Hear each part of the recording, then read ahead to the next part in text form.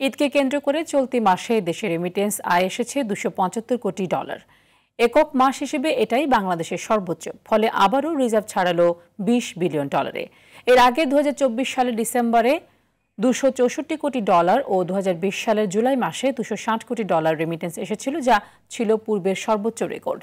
চলতি অর্থ বছরের জুলাই থেকে 24 মার্চ পর্যন্ত প্রবাসীরা মোট $2124 কোটি দেশে পাঠিয়েছেন, যা আগের অর্থ বছরের তুলনায় 27.7% বেশি। আগের অর্থ বছরে একই সময়ে রেমিটেন্স এসেছিল $1662 কোটি মার্কিন। তবে এখনও ডলারের দরে কোনো পরিবর্তন আসেনি।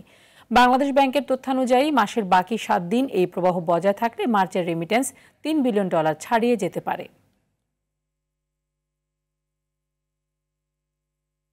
গাড়িটা আমার প্রেজেন্ট, আমার ফিউচার, আমার হ্যাপি লাইফ।